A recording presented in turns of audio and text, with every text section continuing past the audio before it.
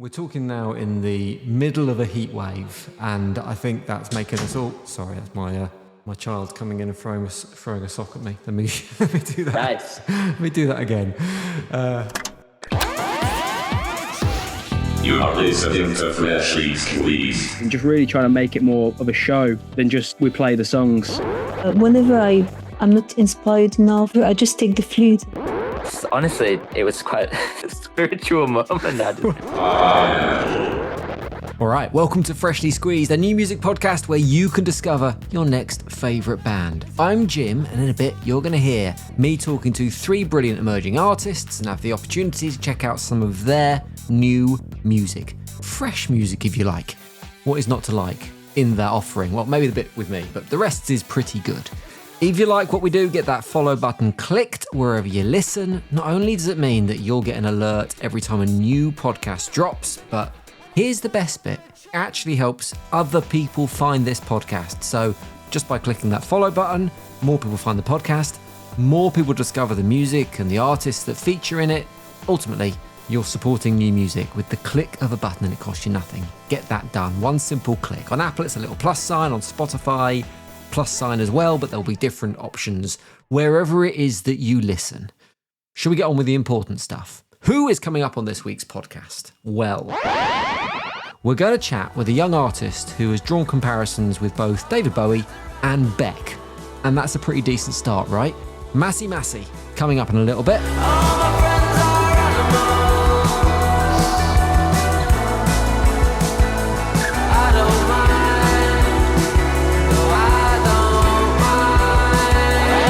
We're also going to chat to a band who describe themselves as lush punk, which I think is a brand new genre. They're called Huarinami.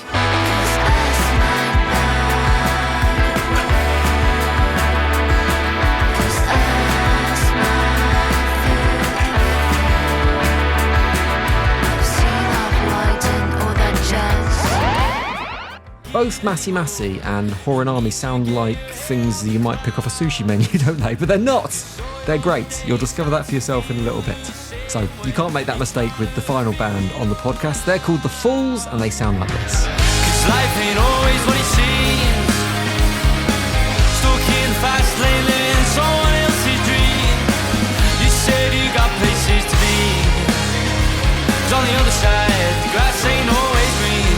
The grass ain't always green. We'll be catching up with that new Manchester punk outfit in a bit. But first, let's kick off with those Beck and Bowie comparisons. Maybe a few other artists in there too that start with the letter B.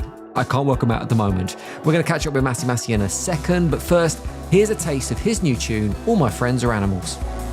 I had a lover, she had a loner. All my friends are animals. Then we were done. So what's in my head? So what's in my mouth? I had a lover, she had a loner. We had each other, then we were done. Again, 6 shots in my heart again. I'm the answers, I'm the face, I'm a salamander in a common place. And I've been around, you can tell what I want again. All my friends are animals. That's All My Friends Are Animals by this man, Masi, aka Joe the Bradford Beck. Welcome, mate. Hey, how's it going? Not bad. How do you feel about that particular nickname, the Bradford Beck? Obviously, Bradford's where you're from, and your music does have that kind of 90s fun feel to it that Beck had on occasion, so I can kind of see the roots. Do you like it? Oh, I love it. I just don't feel worthy of it, but Have you been compared to some other sizable names? I've heard you kind of connected with David Bowie and obviously Beck. I mean, it must be a huge honour, but it must be quite daunting to have those legendary names kind of circulating around your music. I will take all of them. And anything like that, I would happily take it. But I just, like I say, it makes me a little bit uncomfortable. But I don't know if it's very warranted. But so, Masi, I know you as a solo artist, but I've also seen you kind of talked about in terms of being a band. I guess that's the live performance, even kind of a live indie pop collective on occasion or outfit. Is it currently, as a project, is it just you?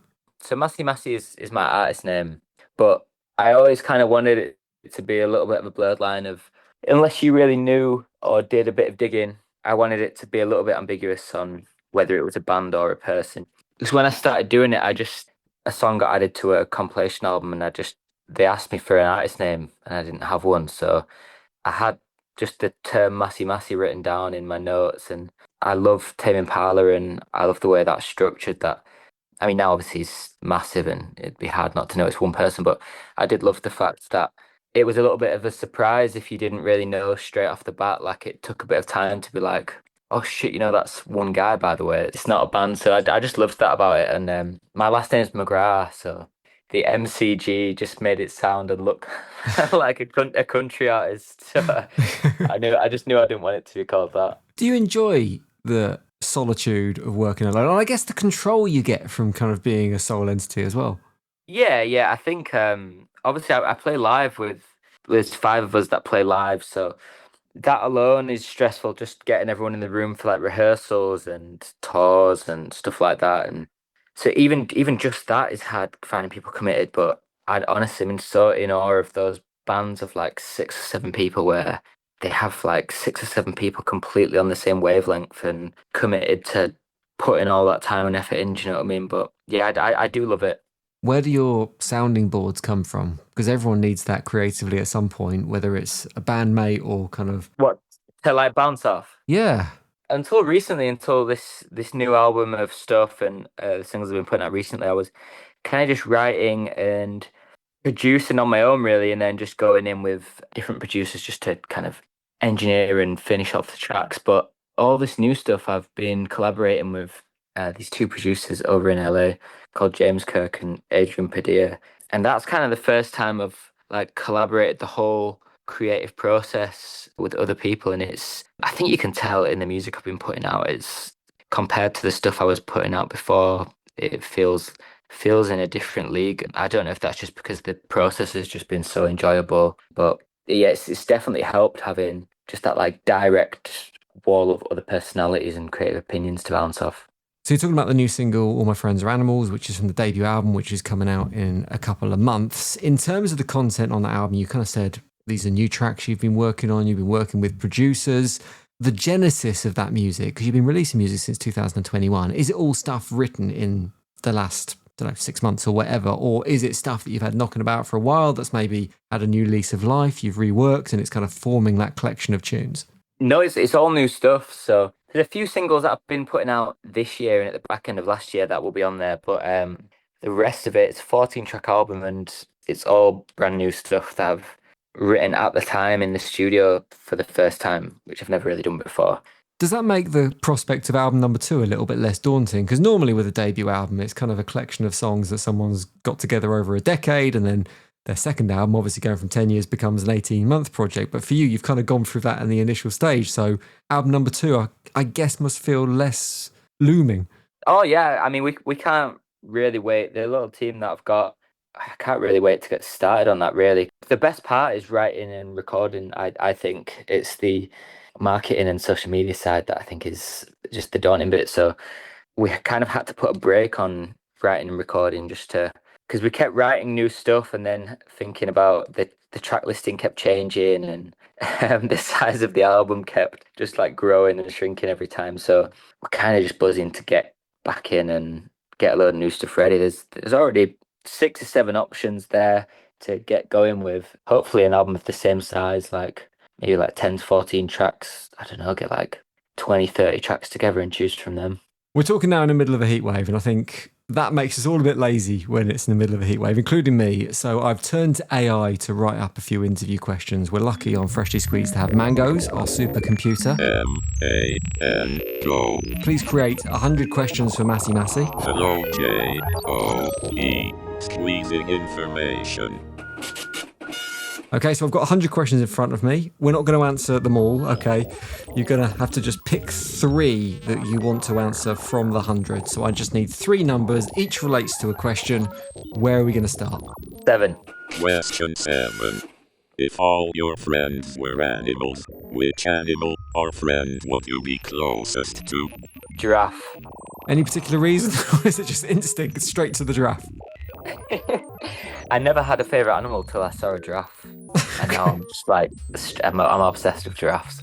That sounds like seeing a giraffe for the first time was within recent memory as well.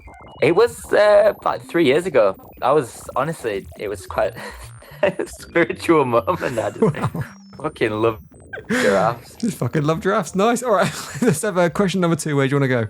97. Question 97. Which local Bradford venue means the most to you? I'm gonna go with Leeds, not with Bradford. They're basically interconnected, but the Brudenell. I just have the most memories there of like throughout my whole teens. Of that's where me and my friends started going to gigs, and like it was a huge coming of age spot. And I think that's like it was a huge bucket list for all me and my friends to eventually like one day play it and stuff, you know. So and it's the best sound in Yorkshire, I think. One final question. What's your final one going to be? Fuck it, number 1. Fuck it, number 1. What's the first thing that usually arrives? A lyric, or a melody, or a vibe? Melody. How are you writing that? Is that starting on a guitar or is that starting elsewhere? Either guitar or keys. This whole album has been done, which I've never experienced before, with like 3 or 4 of us in a room, just kind of jamming through. I'm usually on keys, bass, or guitar. I'll have someone on guitar and drums, and just kind of going through vibes and stuff like that, and seeing if any melodies come about. So, yeah, maybe it is vibes, not melody. Vibes and melody. Joe, lovely to speak to you. Really enjoying the brand new tune. It's an absolute bop, dead cool, and looking forward to the debut album when it comes. But most importantly, cheers for coming on Freshly Squeezed. Oh man, thank you so much for having me. I hope there was some coherent sentences in this. I could try to understand the reasons I could cry with you for better days. I could try to understand the reasons I could cry with you for better days. All my friends are animals. I don't mind. No, I don't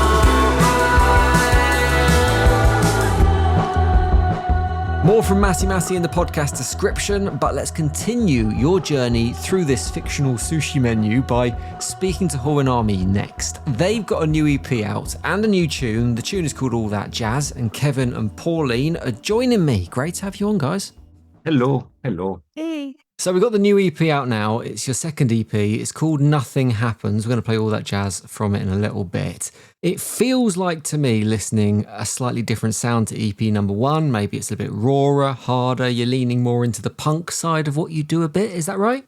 Yeah, I guess. I mean, I think so. The first EP we built up in our bedroom with Kevin, and we came from like trying to find our sound, a sound identity, etc. And it was quite new. And the second EP comes from like us performing live, and like, yeah, I guess it translates more what we are live. And yeah, we always say that we do lush punk, and I guess the first EP is quite lush, and the second EP is more punk. Well, it sounds like that first EP was kind of born slightly out of maybe limitations of where you're recording in that case, and maybe that inexperience, because I know it came right at the beginning of your journey. The kind of the EP was the formation of the band pretty much.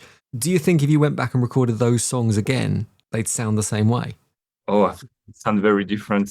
If you mean like recording the old songs now, well, we've got different band members too, from the first EP to the second, different drummer and bassist. So I think they would sound very different, especially Make a Move. I think would be totally different. We probably wouldn't have a reggaeton drums on it. I don't know. Yeah. Yeah, probably definitely not. But I guess actually Make a Move is the only song that we kept from like our previous project. But yeah, I guess if we were to re-record these songs, it would be probably quite different. You mentioned the lush punk thing, which is the label you put at your music, this kind of genre that you've established. It's your own term, but do you think other bands inhabit that space with you? Is lush punk purely your things, or do you think there's people kind of on the periphery doing similar stuff? I mean, surely there's so many bands that sound a bit like we do. I mean, not that we're not unique or anything, but you got to be inspired by something or be part of a scene. I guess Men I Trust. It's not very punk, but it's definitely lush. Yeah, we're taking you for the Lush. What's lush punk? Kevin, help. Well, on Lush, I don't think there's you. any of Lush punk bands. I mean, I haven't heard of it. It's something we come up with. Our basis was like, yeah, that's actually how it sounds like. Lush punk. It really fits your genre. I think it's a cooler way to say it. Yeah, and because there's a lot of flute in our set, not so much in the recording, but it really adds this lush side because it's quite a soft. A bit of softness, yeah, in the first guitar. So yeah. When does the flute come into things creatively for you? Because it's not an instrument you hear often in modern music. And in my head, I might be totally off the mark here, Pauline, but I can't imagine that you're sitting down and writing songs on a flute. Yeah, you know what? I'm actually thinking about doing this, trying to like completely write songs with the flute. But anyways, but that's not really how I do it. No, I guess I learned how to play the flute when I was 5. So it's really like my instrument. And quite often, actually, I would start jamming with the flute on a melody Kevin comes up with before I start singing, just because I'm more comfortable. But then I switched to singing, and then I just add the flute for like. So does the flute ambient. line become the melody line? Is that kind of the process that you go through? As many times actually, yes. Not always, but whenever I'm not inspired enough or whatever, I just take the flute and it's just easier. I want to wrap up by talking about food. I found a previous interview where you were asked in the interview what was in your fridge, which I loved. And Kevin, you said you had yogurt, lettuce and chicken pie. And Pauline, you said you had that salt Moretti stuff, some strawberries and a courgette quiche. So good that you've got a mixed diet going on, both of you, which I'm impressed with. That's good. It makes you the ideal people to ask about desert island crisps. This is a question that we often ask on the podcast, and I really enjoy it, particularly when we have people who aren't necessarily from the UK, because I think they bring a different idea, a different kind of a different flavour to this question. So the question is, you're stranded on a desert island with only one type of crisp-based snack to last you until you were rescued. It could be months. What brand and what flavour of crisp are you going to pick to have with you on the island? Ooh, that's difficult. I think I would say I used to really like the Tyrell's peppercorn crisp, but then I got very bored of it. To pick one that lasts, well, days or weeks, I'd probably get this one because I love all the sour cream crisps and things like that. But I think after weeks of that, I would just be like super sick of it. Whereas the other one is more neutral, and I used to really like it. So I think, yeah, the Tyrell's peppercorn. We don't really like the same crisps. But I think I love having food that is fun. So I would pick, I don't know if it exists here. It's called Monster Munch. Oh, Monster Munch, yeah. And it's crisps that look like ghosts. And it's just fun to watch, and they're quite good too. So I would probably go with Monster Munch. Good choices. And what I'm really impressed with, Pauline, is that you know that the crisps are like shaped like ghosts and monsters, rather than some people think they're shaped like feet, which is not correct. They're shaped like monsters. So that's good crisp knowledge. Oh, is that right? People think it's, oh my God, that would be terrible. Yeah. Feet Well, crisps. I'm glad we boxed off the important questions. Thanks for joining me on Freshly Squeezed. Really enjoying the new EP and particularly the new tune, All That Jazz. Going to play it on Freshly Squeezed in just a second, but cheers for coming on. Thank you. Thank you. I've seen, I've lied, and all that jazz. 'Cause I screamed a little and right away. I wish I could tell you that I'm alright, but I want that cigarette right away.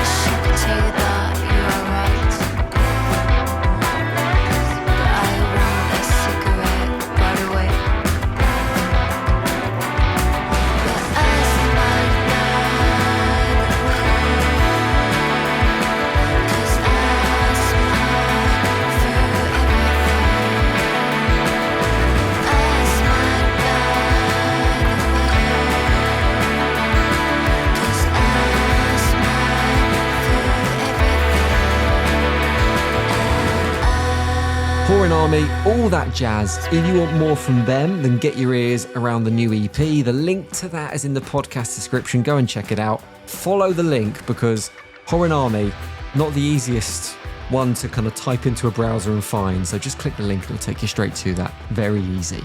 Right, final band this week. They're from Manchester. They're new. They're punk. They're called The Fools.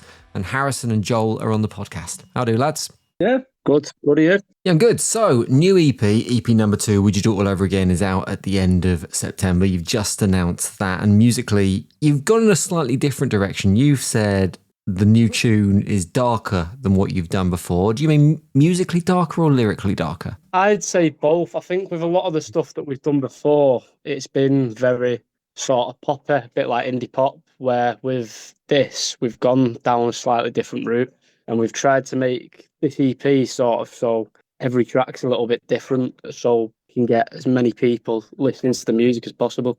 You say you tried to make each track different. You've also said as a band, I thought this was a really interesting statement. You said that you've learned to understand the emotion in music is not just about the individual songs, but about the journey between them. Does that mean you've approached the writing of this EP in a different way to how you might have on the previous one? I'd say so. I think with the first EP we released, before obviously this one, everything we was putting out, sort of you could tell when we was releasing the music that it was a Falls song. That was the one thing we always got back, that songs were good, but you could sort of see that they were our songs and that was it. So with this, we thought if we take a different look at it, we took our time writing the EP and we just tried getting a few little different aspects in there. And we think it's all blended well. So obviously we're taking in a lot of new influences as well, going forward a bit more alternative. And I think we've really kind of sat down and said, we need to do something a bit different, try and change it up for ourselves and just try some new things, see where we sit.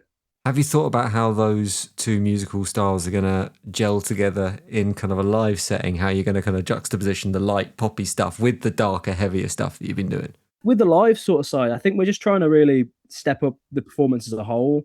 Because I know we've found, especially I have as well, coming into it a bit late, I'm having to play a catch up a bit. And having these new songs come out have really helped me because it means I can put a bit of a spin on it. And it helps just gel all of the set kind of together when we're all trying new things. Because it means that the old songs we're revisiting and tweaking slightly for live. And we're working on things like transitions between the songs and just really trying to make it more of a show than just we play the songs. Back in February, you played the Academy in Manchester, which is one of those key venues in Manchester that you play on the way up. And I mean, I'm sure you guys have been in the crowd at Manchester Academy and seen some of the big bands that have influenced you. How did that feel, kind of having those roles reversed and taking that step up from the crowd onto the stage and have people kind of singing your words back at you at a massive venue like that?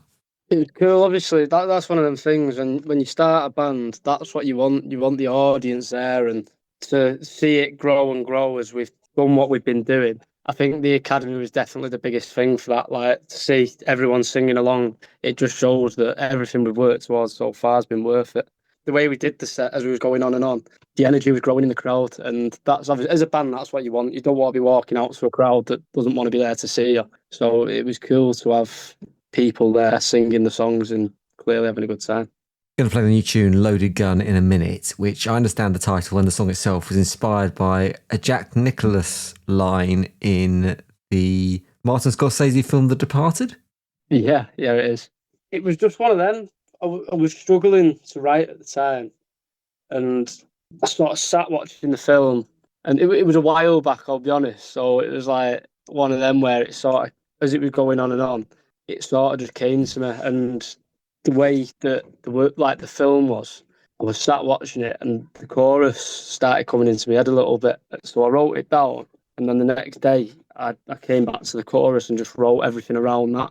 So yeah, I mean, if it weren't for the film, obviously Loaded Gun wouldn't be a song. Has that been somewhere you've taken inspiration from before, watching films? Like, have you been sitting down watching, I don't know, Forrest Gump and the chorus has come to you previously? With the writing aspects of it, I mean, I don't know how other people find it, but for me, it sort of just comes out of nowhere. If I sit and I try and write a song, then I can't do it. And I'll be doing something or listening to something or writing something. and something will just sort of click and come to me. Like, we have a song called Coming Back to You, and the reason that song was wrote is because Kasabian have a song called Coming Back to Me Good, I think it's called. And I thought that's a bit of a mad name for a song. Coming Back to You would sound well better. And then off the back of that, wrote Coming Back to You. So it's like just little things like that catch me off guard. That's what makes me be able to write things. Before we play the new tune, finally, you're from Manchester. You're called The Falls. Obviously, there is an iconic band from Manchester called The Fall. How many times have people turned up to your gigs thinking that you're kind of a Fall tribute band? It doesn't happen very often, to be fair. Well, not that you know of.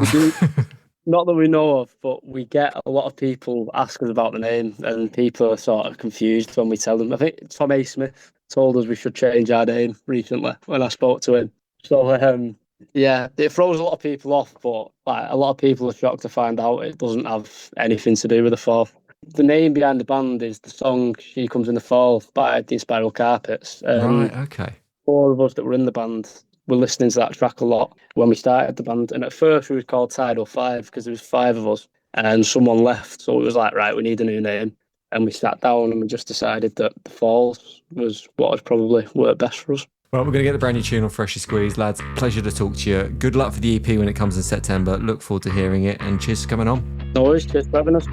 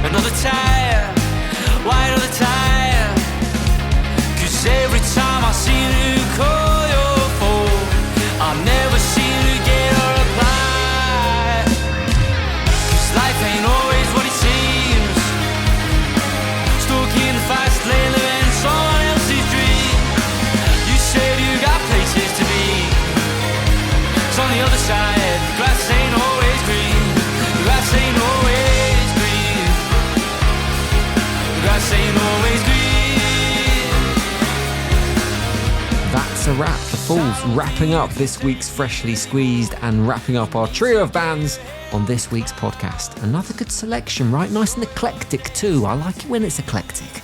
I'd love to know which of the bands we featured this week was your favourite. You can do that in a whole load of ways. You could leave a review on Apple Podcasts, just type in a few comments and let us know which band you like. You could do a comment on Spotify, you could do a review there as well. I'm sure there's loads of functionality wherever it is you're listening to this podcast, ways you can get in touch, or you can just follow us on social. We're Squeezecast everywhere right now, TikTok, Insta, X, although I'm kind of considering dumping the X thing because, you know, it's a bit of a cesspit, a bit MAGA at the moment. I might get rid of X, but we're there for now. If that's your thing, you can find us. Also, I'd love to hear your music suggestions there. Is there someone that you think we should feature on the podcast? Let me know. I promise I will check out their music.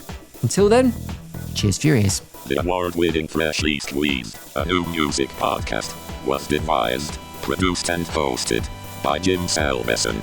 Sound design and production by Ant McKinley. The music, Blue Blazer, is written and produced by Spin Class.